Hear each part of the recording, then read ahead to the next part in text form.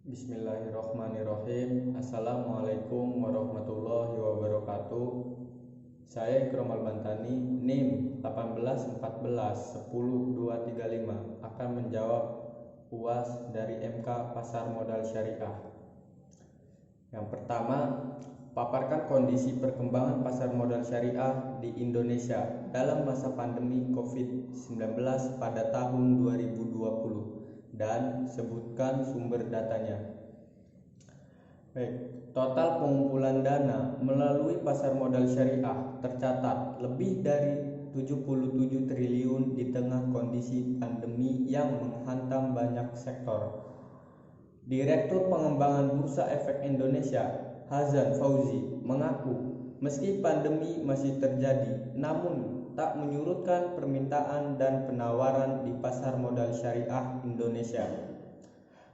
Instrumen sukuk terus terbit dari sisi korporasi. Di tengah pandemi, lebih dari 77 triliun fundraising di pasar modal kita.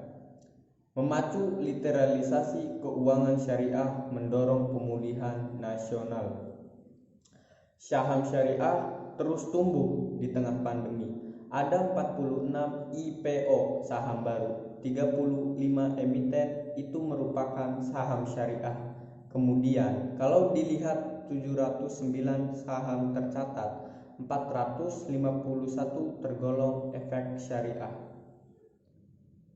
Dia juga mengatakan pasar modal syariah menjadi ujung tombak alternatif pendanaan. Misalnya, apa yang dilakukan pemerintah melalui sukuk negara baru dan korporasi yang memanfaatkan pasar modal. Ada lebih dari 30 triliun lebih sukuk baru tahun ini dan 830 triliun jumlah sukuk negara. Dari sumber datanya dari CNBC Indonesia. Yang kedua, jelaskan bagaimana untuk menjadi investor di pasar modal syariah Indonesia yang tidak menyalahi prinsip-prinsip Islam dalam berinvestasi. Baik, yang pertama ada bebas riba. Secara harfiah, riba diartikan sebagai kelebihan, tambahan, kenaikan, dan pertumbuhan. Dalam konteks pasar modal, riba adalah suatu tambahan transaksi dalam efek yang ditetapkan atau diperjanjikan di depan dan menjadi bagian tidak terpisahkan dari transaksi tersebut.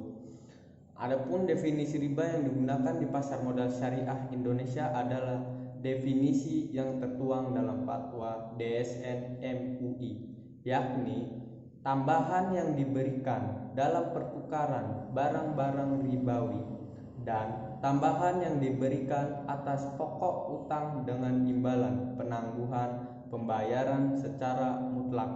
Yang kedua, tidak ada goror dan maisir. Goror dapat diartikan sebagai penipuan atau ketidakjelasan atau ketidakpastian. Dengan begitu, goror dapat diartikan sebagai ketidakpastian, ketidakjelasan, atau ambiguitas.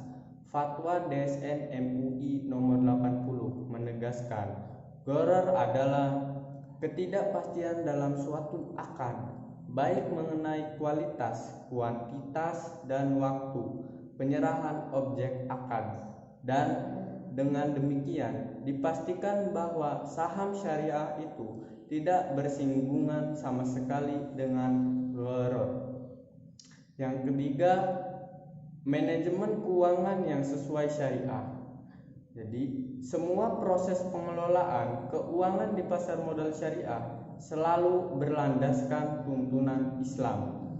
Dengan kata lain, bisnis yang dijalankan bebas dari unsur-unsur haram seperti perdagangan produk yang tidak mengandung babi, alkohol, prostitusi, riba, atau penipuan. Itulah mengapa para investor bisa merasa lebih aman menitipkan dananya di pasar modal syariah.